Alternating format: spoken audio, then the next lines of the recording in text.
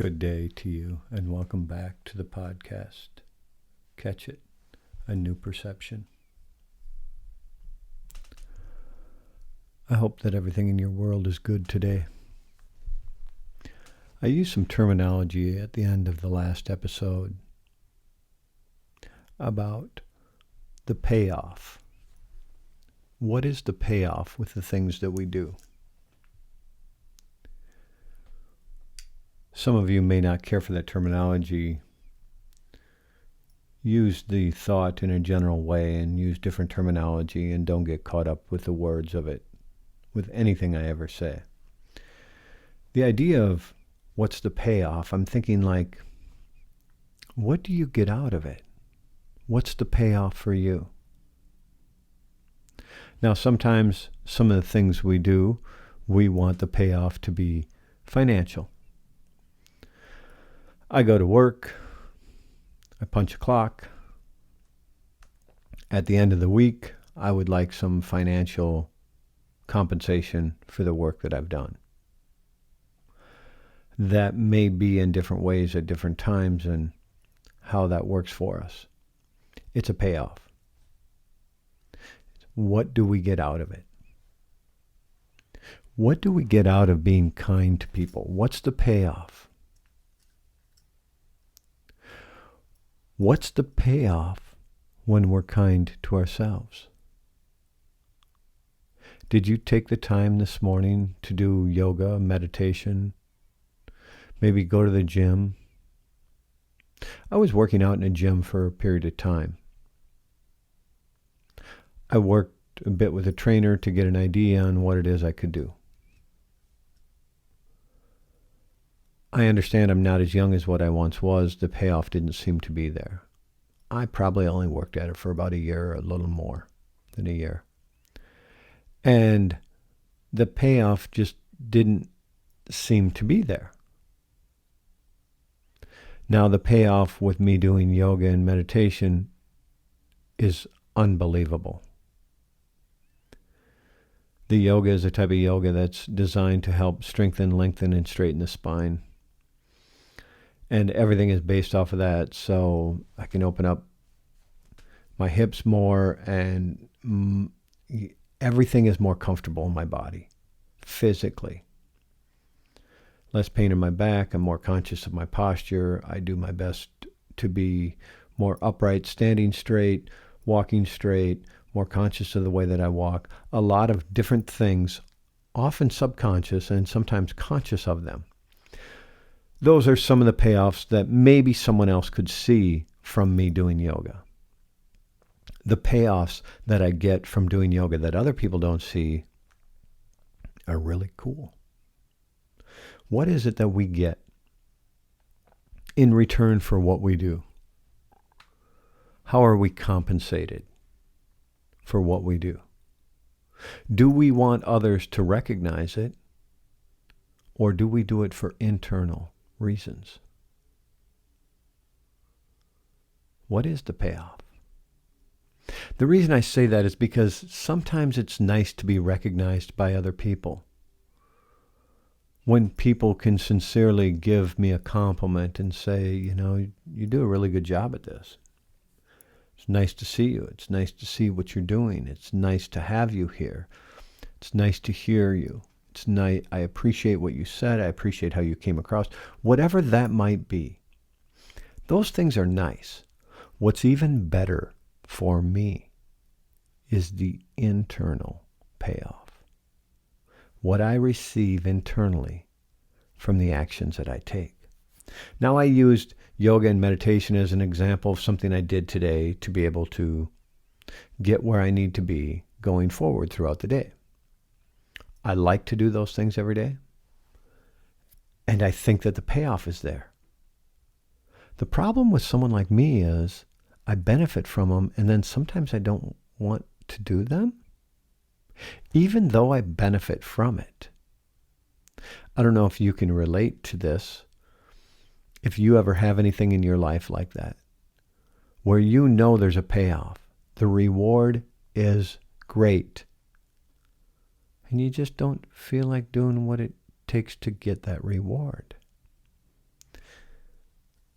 For some reason, this reminds me of some conversation I've had with some friends about 12-step programs. And people will talk about having gone to some 12-step meetings and they don't get a payoff. It's like, well, yeah, they're nice.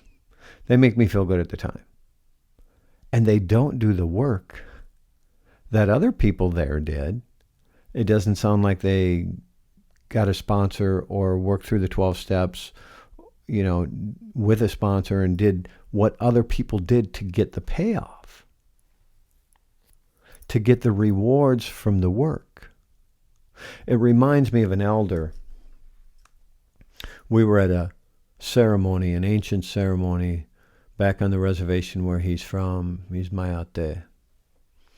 And he was talking about the people from the res don't seem to do the work there.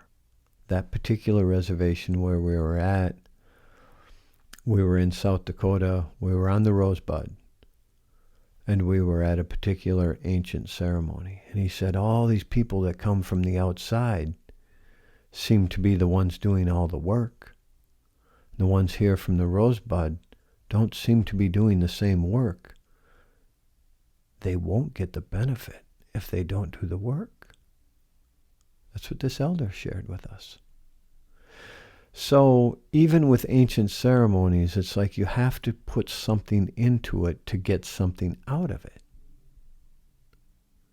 If someone's going to a church or a synagogue or a temple or some other spiritual gathering, any type of sacred circle, and they go into it and they just go for the sunshine and the music, and that's great and okay, and they leave and they don't put anything into it, how do they benefit? Do they benefit the same as someone that puts the work into it? If you put the work into your place of employment, will you benefit more from it? If you take the time at your place of employment to be able to be kind to someone, be generous with your words, be authentic and be real, just share with them when you see them doing a good job. Say, thanks, that was really cool. It might be that simple. It might be a little more extensive where you can say, you are so good at this, and it's easy to see how other people don't see all the work that you do. And I think a lot of people benefit from it, so thanks for everything you do. Now that's putting work into a place of employment when you're able to do either of those things or any other, where you just take the time to say thank you to someone. What's the payoff? Do you still live with disdain, feeling like, well, I compliment other people, I say hello to everyone, no one says hello to me, no one compliments me, nobody? Do you still feel sorry for yourself? Or do you feel good about just being able to say it to someone? You're great at your job. You really look good today. I noticed how you're doing things different, and it really comes across in a good way. There are millions of ways to say it. What is it that's the payoff for you? How do you benefit from something like that? With your family, can you treat your family with the same dignity and respect that you gave your spouse when you first met them?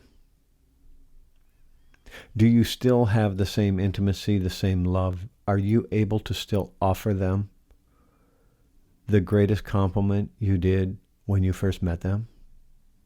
Or has it become the same old routine and it's not worth saying anyway? They don't even hear it. What's your expectation? What's the payoff? Do you tell the people that you love them? Or do you say, well, they know anyway? Do you just tell yourself, well, they know I love them, so I don't need to say it? Or do you take the time to tell someone, I love you? I think that there's a payoff from all of it. I think that there's a benefit from the things that we do. And sometimes it takes us layering them in. If you're doing it to appease someone and just don't really feel that way and I love you, it probably doesn't mean a whole lot and won't carry a lot of weight. Would your relationship be different with your significant other if you took the time every time you saw them, every day, to tell them how you feel? To tell them that you love them even when you're disagreeing with them, when you're not getting along, maybe even having an argument. Tell them that you love them at the most intimate moment. What's the payoff? Is it not worth it? Would you rather never tell someone that? Do you tell your children? Do you tell your parents? If you have grandparents or grandchildren, do you tell them? Do you take the time to tell someone what they mean to you? What's the payoff with it? Is it worth your time? I think it's worth looking at everything in life. Is it worth your time?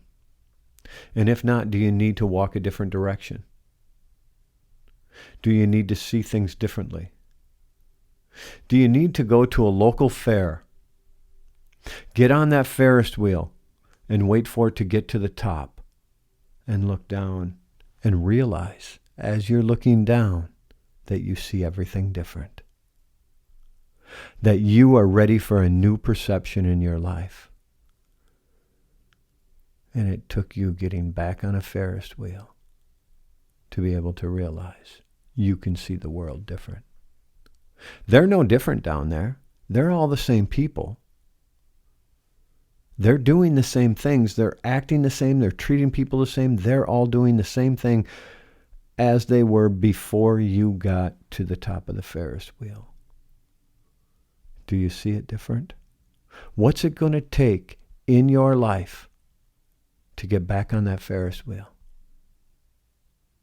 This is one of those analogies I'm using to help you understand you can do anything you want to do and begin to see life different, see people different, see situations different.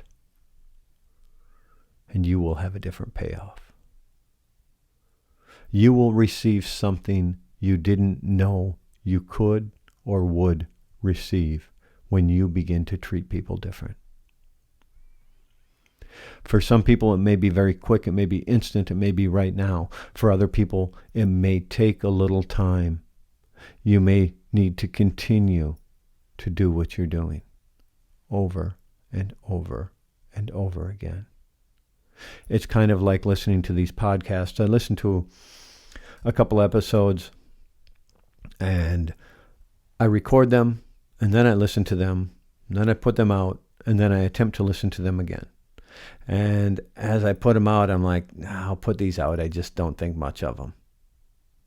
It was the third time I was listening to at least one or maybe two. And I'm like, I bet this could touch the right people in the right way. Maybe this is pretty good. So sometimes we just need to layer it in and hear it again and again and again. Maybe it's time for you in this summer season to find a county fair, get on the Ferris wheel, get to the top, and see what you see. Looking forward to that ride. Looking forward to next time. Live in harmony with and use the bounty of the land to bring kindness to the world.